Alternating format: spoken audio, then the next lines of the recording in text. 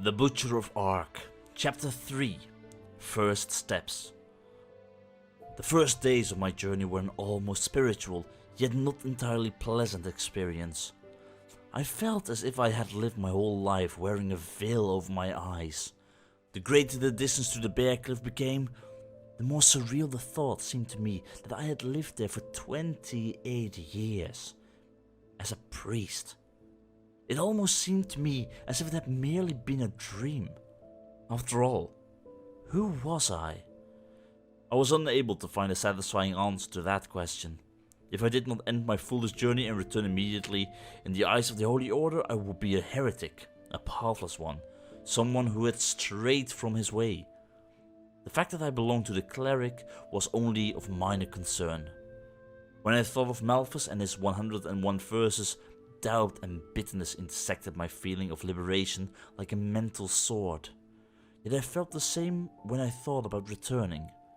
The dull feeling in my stomach lurked inside me.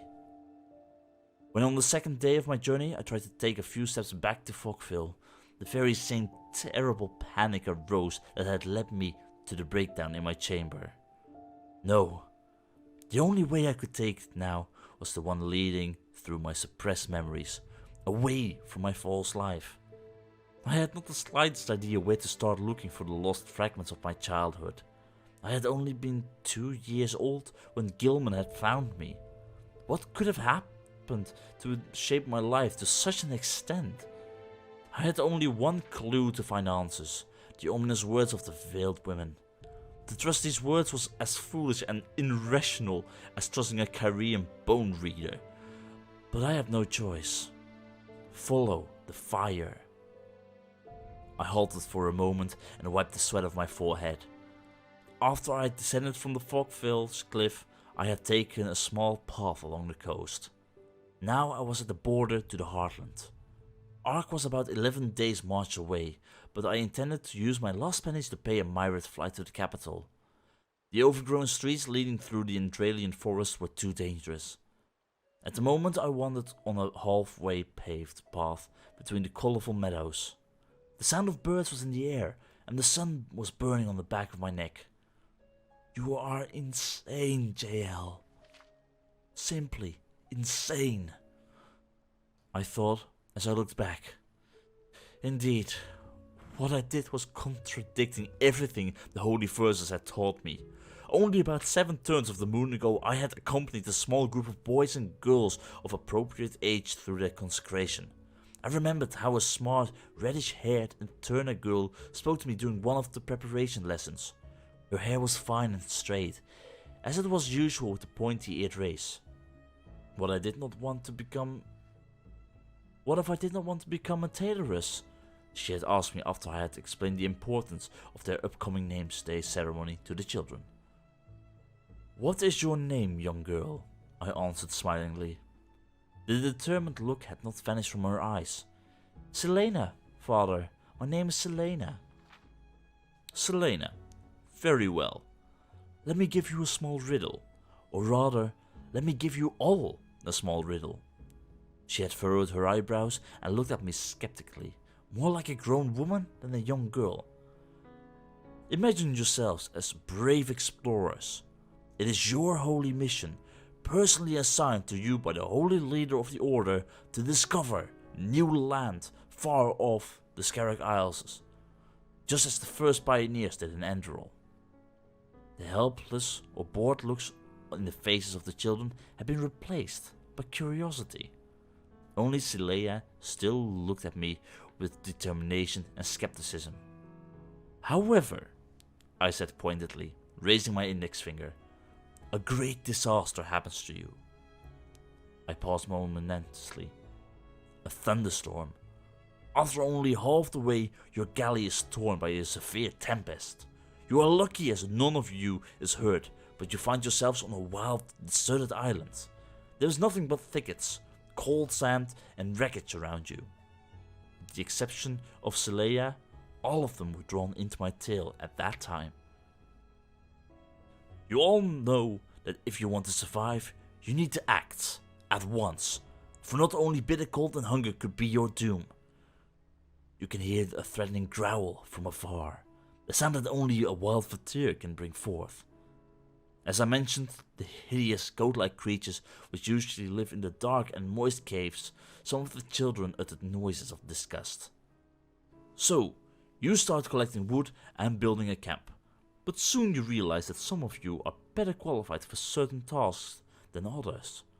Ralof, for example, can carry twice as much wood as Selena because of his strong physique. You, Gilma, are a gifted markswoman because your father allowed you to practice with the stray dolls in the guardhouse at an early age. Now, who should keep the first watch and who should go looking for firewood? All children agreed that Ralof was supposed to carry the wood and Gilma to keep the watch. The game went on until all the tasks were assigned to the pioneers according to their physical and mental conditions. Well, but now something bothersome happens. Ralof feels exploited and does not want to collect any more firewood. The sad boy looked indignantly at me, but I calmed him with a gesture of my hand. Of course he behaves like this only in my story. By all means, he does not want to go looking for firewood anymore. He says he wants to keep watch with Gilma, even though all of you know that he would not be able to hit a blind, paralyzed troll with his bow. Now, my question to you is this. What would be best for all of you? If Ralof came to reason, or if he, from now on, kept watch and Gilma collected wood instead? The children voted unanimously for the first choice. Very well. Only this way you will be able to defy fatigue, hunger and cold on the inhospitable island until the galley arrives and brings you back to Enderal. This is the essence of what the Holy Scripture teaches us. Unity and strength can only emerge in a community that serves the welfare of all and not only of an individual. Malthus himself chooses our defined tasks, for who else knows our strengths and weaknesses better than the one who gives our mothers the gift of fertility each moon? With a satisfied smile, my gaze wandered back to the one who initially had asked the question. And that, dear Selena, is the answer to your question. Even if you have doubts about the path that Malthus is soon going to choose for you, defy them as you defy a disease, for only a people united in flesh and mind will be able to prevail eternally. The children's answer was rapt silence. Selena, however, had not lost her skeptical look after I had told my story, that was inspired by the first verse of the path. The path. Had I ever believed in it? I did not know. It was what Mother Pilea had told me. It was what I was supposed to believe. Even if I, an educated man with access to so much knowledge, was able to discover the decayed memories of childhood only after a vision, what about other people? Do they all live a false life? But if... It shot through my head. The path is indeed a lie. What then guides us? This heretic thought kept me busy until the sun set. Not before the sun had disappeared almost entirely behind the horizon, I recognized the signs of human life on the trail again. Like the 4 days before, I had been wandering through pines and cypresses, encountering no human soul. But now, a giant field of wheat lay before me, and in the middle of it stood a windmill high as a tower. Its wheel turned slowly in the evening wind, and a mixture of dusty earth, moss and freshly cut grass was in the air. For a moment, the rustic beauty of the sight made me forget my aching legs and the dull feeling in my stomach. People. Despite my fatigue, I accelerated my steps and soon came to a paved road that was winding between the hills, which were overgrown with weed. After a short while, I found what I had been looking for. A shelter. It was full night now, and the orange light that was streaming out of the windows of the old, ivy-covered farmhouse promised protection and rest. A smile lightened up my face, and I sighed in relief without noticing it. During the last nights I had rested in small caverns which my back, which was used to my soft bed, did not approve of. A warm meal. Suddenly, 2 horses in full gallop and dashed past me. Reflexively, I jumped to the side, and the flank of one of the horses barely missed me. I uttered a scared cry and stumbled as I tried to regain my balance. I landed in the dust with a muffled thud. What in the blazes? Indignantly, I looked at the two riders who came to a halt in front of me. They both were very tall and wore solid leather garments, just like hunters. Their horses were black, indicating an expensive breed. Angrily, I watched them dismounting, throwing a penny to a slender boy who probably was the stable lad, and disappearing into the tavern. Even then, I hated complacent and crude people. Did these two apes even realize they almost had run me down? Probably not, and if they did, they would not even look at you. My lips shrank to a thin line. Damn primitives. But my mind was too exhausted to allow any more angry thoughts, so I shrugged resignedly, picked up my staff from the ground and went to the farmhouse. An overwhelming scent of freshly baked bread filled the air, and my anger was gone. One last time I looked at the tavern sign that was shaking in the wind. The Red Ox. This is where I was going to spend the first civilized night of my new life. When I entered the tavern, I could hear a pleasant mixture of voices, clanking goblets and crackling fire. The cold left my limbs immediately, and my mouth was watering during my long march. I had only eaten some pieces of my bread and a few handfuls of whisperweed, so I was hungry. The tavern was well frequented, which explained the empty streets outside. I assumed that it served as some kind of meeting point for the local farmers. There was space for about 30 souls in the room, and almost all of the chairs, stools and benches were occupied. Torches lit the room and cast dancing shadows on the cast at the walls. I mustered the people. Next to the entrance, a tired-looking man extensively studied a yellow picture book called The Merry Eterna Damsel. Its saucy images looked as if they were not exclusively drawn for ethnologists. A bearded bard tuned his lute on a shamefully tiny pedestal. He was probably preparing to sing his next song, which would be devoured by the noise around him. Just in front of me sat an enviable, attractive, well-dressed man who talked to a woman whose countenance showed utter devotion. I estimated him to be 35 winters old. His hair was jet black, his face was masculine yet delicate, and he wore a 3-day stubble. Unwittingly, I distorted my mouth. Certainly he is one of the pricks from the upper city, one of those who shag around and who waste their inheritance. When I had finished the thought, the beau noticed my staring. For a moment he looked at me with sparkling eyes and smiled, fetching and narcissistic at the same time. Then he turned back to his admirer. The other guests were travelers and farmers of all sorts, men and women, young and old, tall and short. I felt misplaced, like a Northman on a Curanian bazaar, strange and uneasy among the rough people to which I did not belong. Hastily, I went to the counter, which was placed underneath a lower part of the ceiling and behind which various barrels and liquor were lined up. I was just about to speak as I noticed the two clumsy figures who were sitting on the high stools. The two apes. Now I had time to muster them. One of them wore a full beard and two strange earrings, which gave him the appearance of a buccaneer. His chum had no beard, but he also had a chin that could shatter walls made of northwind stone. For a moment I felt the urge to grab the mug in front of me and pour beer into their faces. However, the idea vanished when the two noticed me. Unwittingly, I ducked my head as they gave me an amused look and turned their attention back to the stew. They haven't even recognized me. With a slight nod of my head, I summoned the barmaid who was cleaning mugs behind the counter. She came closer, sized me up, and gave me an amused look. "Matrice, what may I get you?" she said with a rough voice. At least she has the decency to address me as an urban citizen. I tried not to show my inner turmoil. "A glass of goat's milk, please." I was trying to sound masculine and confident, but my voice, coarse and untrained after 4 days of silence, was a pitiful croak. The reactions could not have been more intense had I asked for the crown jewels of the Golden Queen.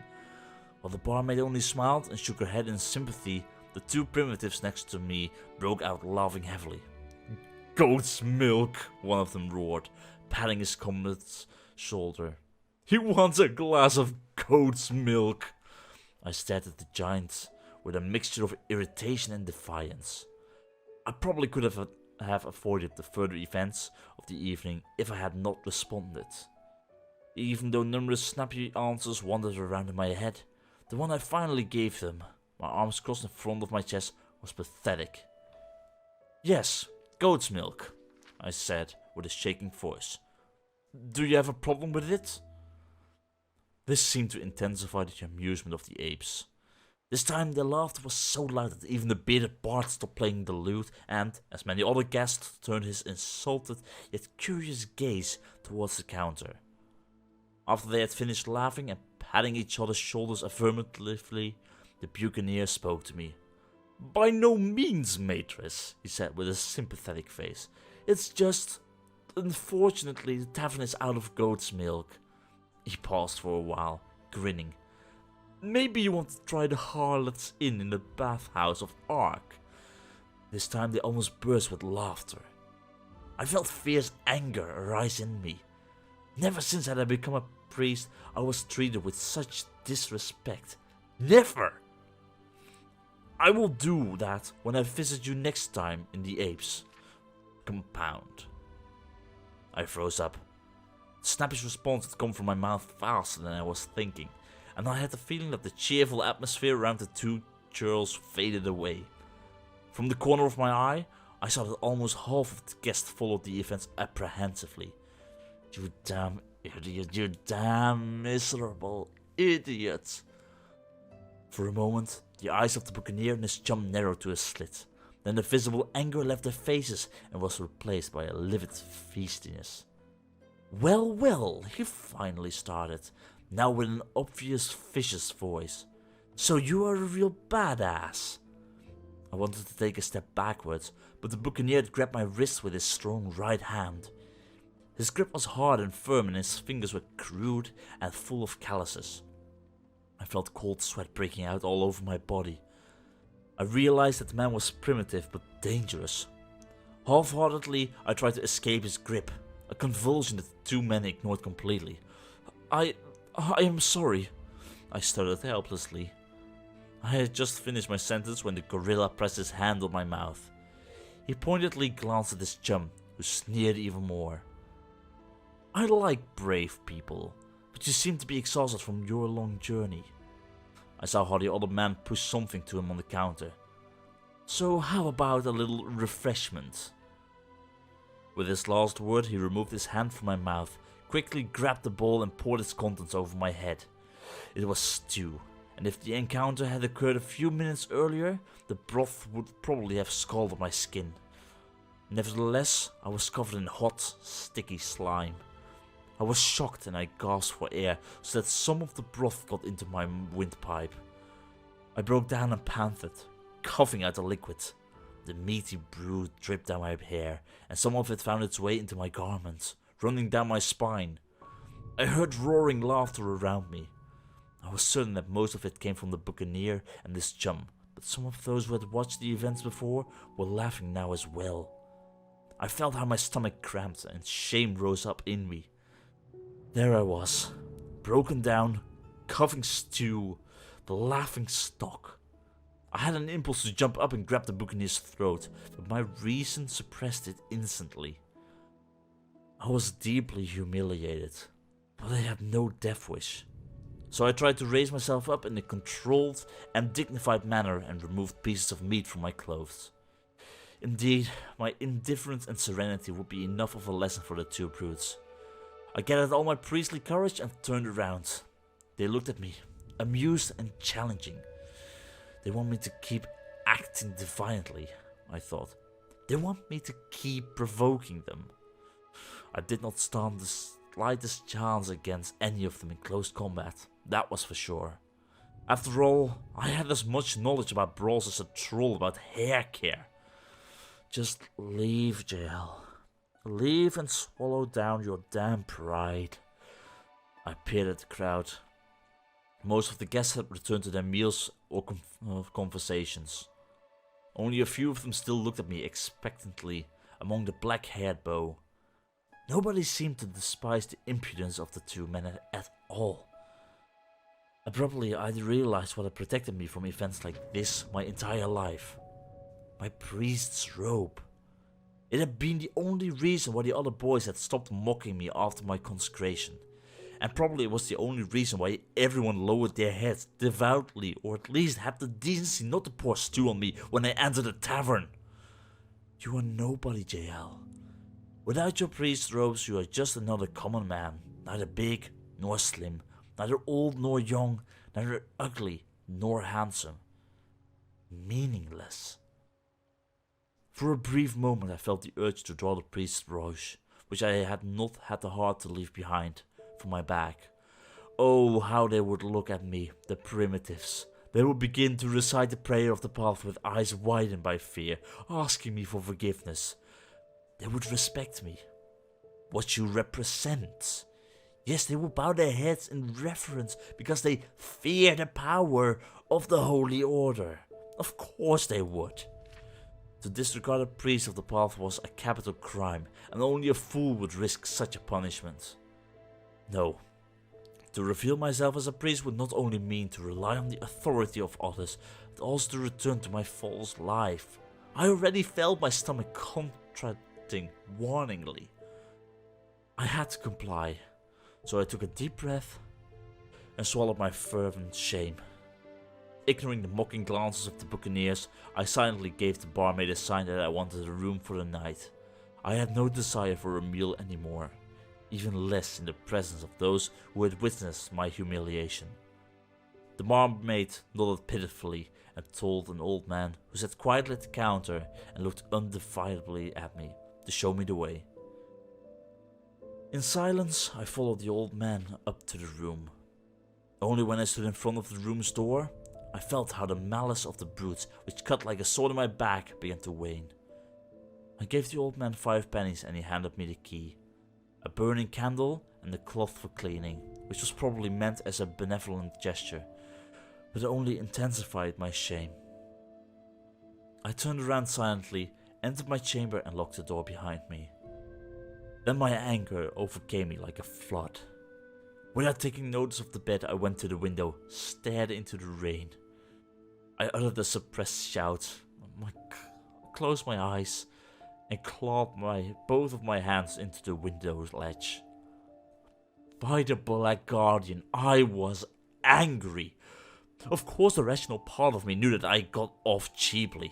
In other rougher taverns, people left a brawl with a broken arm or worse. However, I was unwilling to accept the events and put them aside. Did these men have no respect? This kind of scum deserves to be hanged, flayed and skinned like brigands or marauders, preferably in public. My jaw cramped and I noticed how the feeling in my stomach had started to change. The dull feeling of insecurity had transformed into a flaming rage, paired with an iron determination. I will not begin my new life in disgrace. I opened my eyes again and looked at the candle that the innkeeper had given to me. The flame burned and crackled, and in a strange way, its fire strengthened my determination. I wanted to teach those 2 apes a lesson, even if it was the last thing I did in my life. But how? What can I do except for preaching, reading books, and mixing herbs? I halted. Yes. Now I was almost grateful that the 2 disrespectful primitives had crossed my way. Right here and right now. A malicious grin bloomed on my lips, and I turned my gaze back to the window. For a short moment, I marveled about the man who looked at me from the silent glass. His pale blue eyes looked like burning eyes, a contradiction that seemed to be as natural to him as the fire of the sun in autumn twilight.